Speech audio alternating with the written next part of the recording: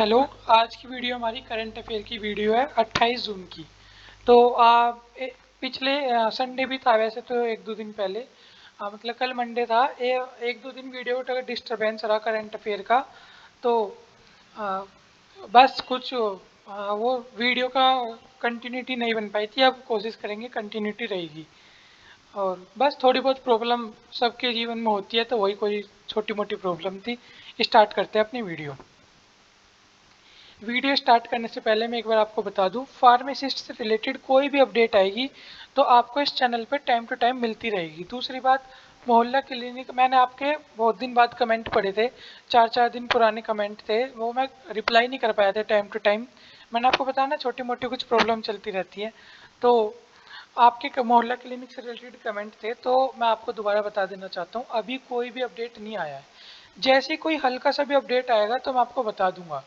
बच्चों को डर लग रहा है कि पता नहीं कितनी लंबी जाएगी वैकेंसी, तो भाई इतना डर मुझे भी लग रहा है आपके साथ साथ ही। और वैसे हो जाएगी, जल्दी हो जाएगी। यही दिलासा दे सकते हैं अपने आप को भी और तुम्हें भी। तो बस जैसे भी कोई अपडेट आएगी मोहल्ला क्लिनिक से रिलेटेड तो मैं आपको टाइम टू टाइम बताता रहूँगा। और स्टार्ट करते हैं अपनी क्लास, ज़्यादा इधर उधर की बात ना करके। सबसे पहले, केंद्र सरकार ने नीति आयोग का नया सीईओ किसे बना दिया गया है?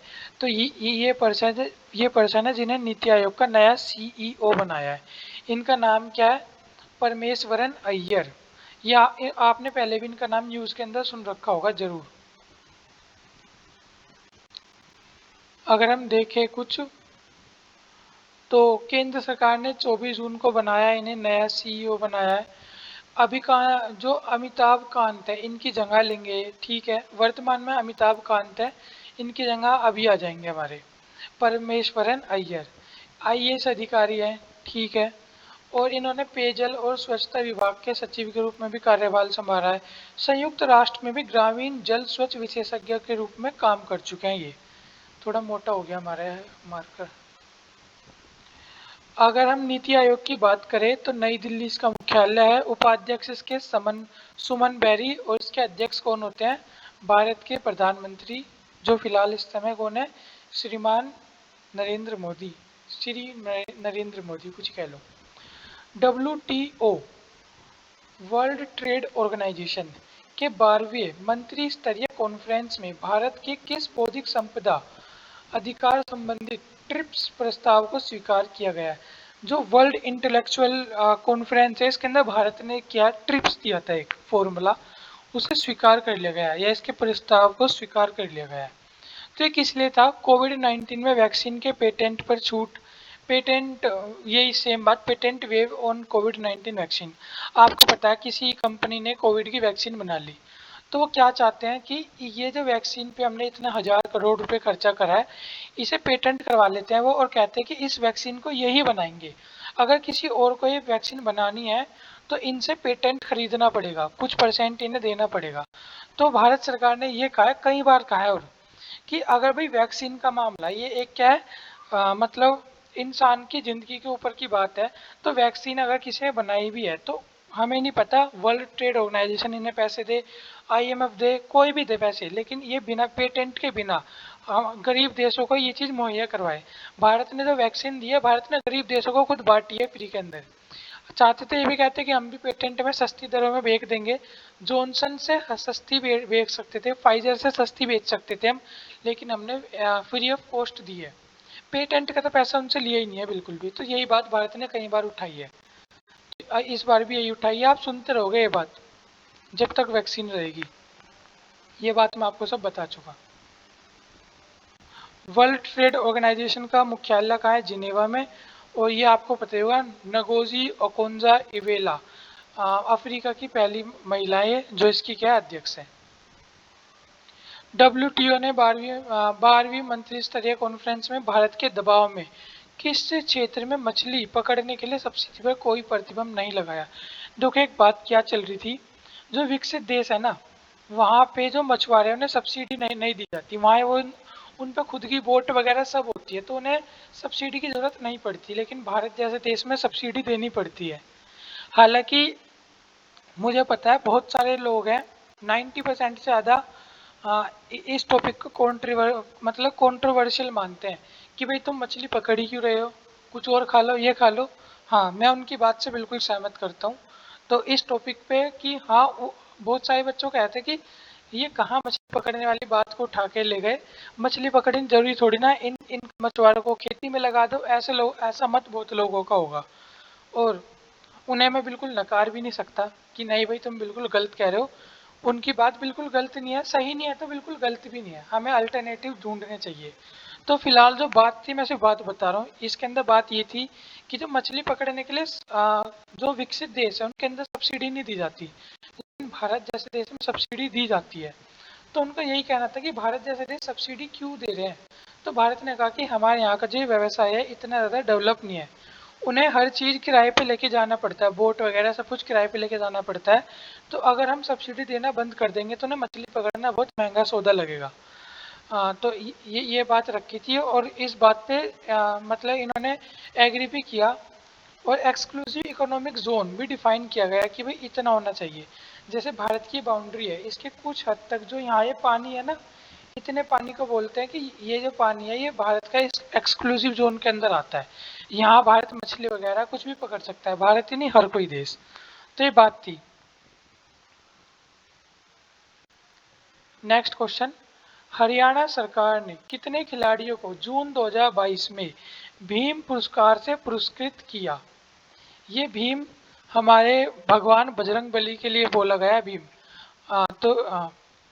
आपको पता है, जितने मैं जानता हूँ 3 भीम को जानता हूँ मैं।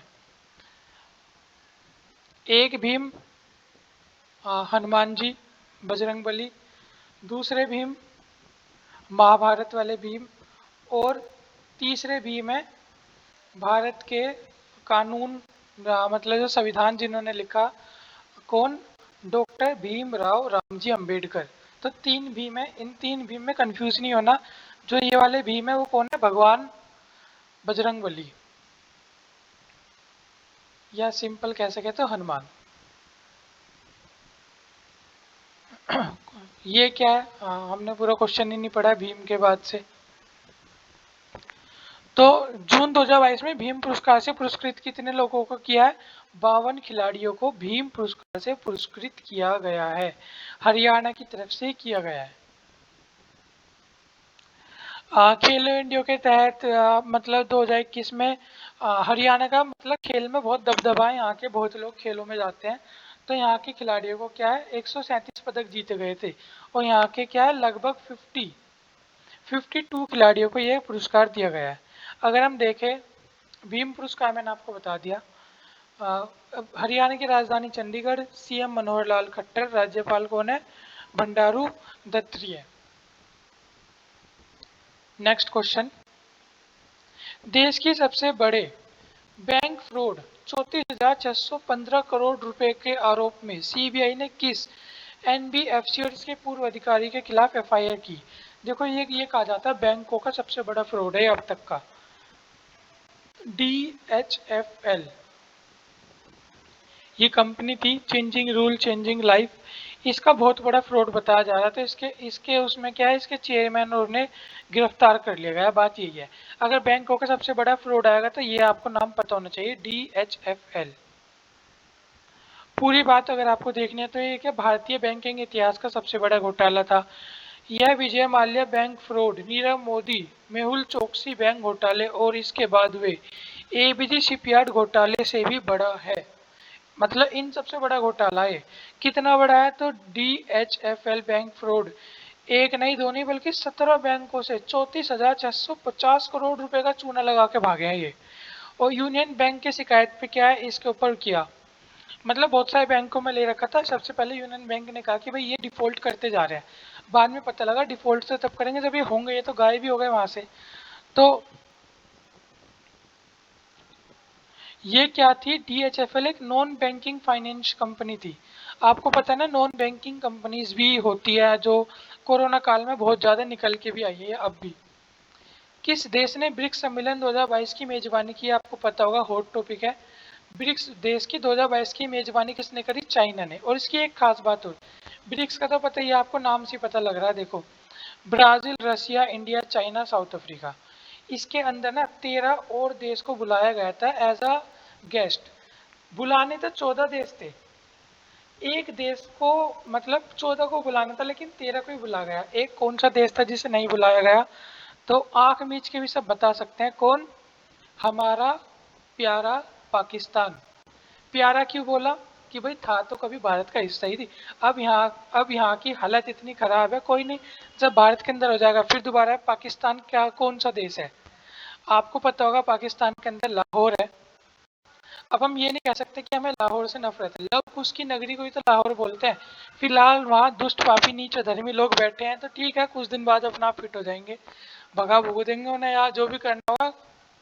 पाकिस्तान पाकिस्तान को नहीं बुलाया गया क्योंकि पाकिस्तान टेरर फंडिंग में लिप्त है। और मेन बात क्या थी, ये सब वहाँ आतंकवादी है पूरा पाकिस्तान, हमें पता है। हाँ, फिलहाल इसे क्यों नहीं बुलाया गया? ब्रिक्स क्या है? आर्थिक मतलब इकोनॉमिक बेस की एक मीटिंग होती है, और इकोनॉमी में अगर हम पाकिस्तान जैसे देश को बुलाएंगे तो पूरा संसार मजाक नहीं उड़ाएगा भारत की, कि जो मतलब जहाँ चाय पीना भी मना कर रखा है, पाकिस्तान के अंदर क्या कह रखा है कि भाई एक टाइम की चाय मत पियो, हमारा कई सौ मिलियन बच जाएंगे। 350 जने 600 मिलियन डॉलर चाय पे खर्च करते हैं वो हर साल, तो उनका क्या कहना है, चाय मत पियो, चाय की जगह सत्तू बना के पियो। तो ऐसे देश को अगर आप इकोनॉमी की मीटिंग में बुलाओगे तो ये मजाक नहीं होगा सबसे बड़ा। लेकिन पाकिस्तान ने कहा कि भारत हमारा एक देश है, भारत का नाम नहीं लिया, एक देश है जो हमसे चिढ़ता है, वो हमारी इकोनॉमी को देख के जलता है। हम उभरते जा रहे हैं, हम दिन पर दिन हमारी इकोनॉमी बढ़ती जा रही है, ये एक देश को रास नहीं है, इसलिए उसने हमें यहाँ आने नहीं दिया, ऐसा कहना है पाकिस्तान का। अब आप देख सकते हो कितना कहना हुआ। ये बात क्या थी? किसने टेरर के ऊपर बात करी? ब्राजील ने कहा कि हमें अपने कृषि सुधार करने चाहिए, अपने प्रतिनिधित्व एक दूसरे के देश के अंदर रखने चाहिए, मुद्रा कोष वगैरह, ये सब नॉर्मल बात करी। ब्रिक्स की अगर मुख्यालय की बात करें, संघाई के अंदर है, चाइना में, स्थापना 2009 में हुई। और 5 महत्वपूर्ण इमर्जिंग इकोनॉमीज के अंदर है, BRICS, 5 ही है ना, 1 2 3 4 5, 5 की 5 इकोनॉमी है। दुनिया की जीडीपी का 24% इन देशों के अंदर है, तो एक बहुत बड़ा समूह है ये, हल्के में बिल्कुल नहीं ले सकते। भारत ने अब तक 3 बार इसकी अध्यक्षता की है, 2012, 16, 22। नेक्स्ट, फीफा वर्ल्ड रैंकिंग जून 2022 में भारत की क्या रैंक रही है? तो ये क्या है, 104वीं रैंक है, ठीक है, पुरुष वाली, मेंस की। अब फीफा की रैंकिंग वगैरह देख लो तो रैंक बता दी, भारत ने इस कैटेगरी में रहा है, फुलाना ढिकाना भाड़ में गया सब कुछ। फीफा टॉप 10 देश कौन है इसके अंदर? तो आपको टॉप 10 तो याद नहीं रख पाओगे, टॉप 1 याद रख लो। ब्राजील फीफा के अंदर टॉप 1 है, और ब्राजील फीफा के लिए पहले से ही मशहूर है। भारतीय पुरुष फुटबॉल टीम के कप्तान कौन है? सुनील छेत्री, बहुत टॉप के प्लेयर है पर्सनली जो मुझे लगता है, रोनाल्डो के बराबर, या शायद उनसे 1-2 गोल ज़्यादा ही हो गए होंगे। अब जब मैंने पिछली बार अपडेट पढ़ा था तो सुनील छेत्री के गोल लगभग क्रिस्टियानो रोनाल्डो के बराबर हो चुके थे, तो बहुत बेहतरीन प्लेयर है। भारत की जो रैंक है ना, इसका मैं कहूँ तो मैक्सिमम श्रेय इस इंसान को जाता है, अपनी टीम को मोटिवेट भी रखता है और खुद भी बहुत एक्टिव है। फीफा के अंदर महिला की क्या रैंकिंग है? 56। सीधी सी बात है, पुरुष के अंदर टीम भी ज़्यादा होंगी, महिला के अंदर थोड़ी कम टीम होगी, तो इसलिए रैंकिंग का अंतर इस तरह आ जाता है। टॉप 10 देश के अंदर देखे तो टॉप 10 नहीं याद रखने दोबारा। टॉप 1 महिलाओं के अंदर अमेरिका, पुरुष के अंदर ब्राजील, AB। भारतीय महिला टीम की कप्तान कौन है?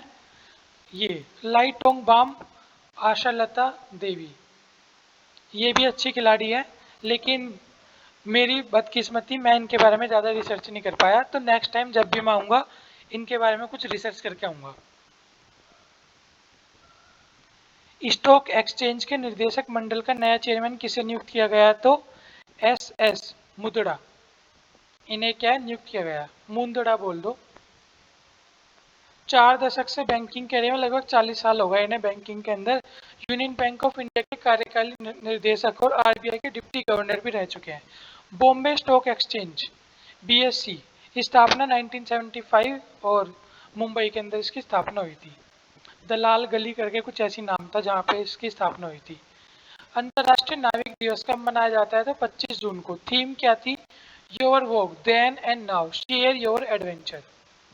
यह दिवस वैश्विक व्यापार और अर्थव्यवस्था की नाविक द्वारा किए गए महत्वपूर्ण योगदान के सम्मान में मनाया जाता है। जो पूरे संसार की अर्थव्यवस्था है उसके अंदर सी रूट्स का क्या योगदान है, नाविक का क्या योगदान है, उसके उसके सम्मान में ये मनाया जाता है। तो बस आज की वीडियो में इतना ही। कोई भी सजेशन सुझाव हो तो आप क्या है प्लीज़ कमेंट कर सकते हैं। और थैंक यू सो मच, आज की वीडियो के लिए इतना ही। Thank you.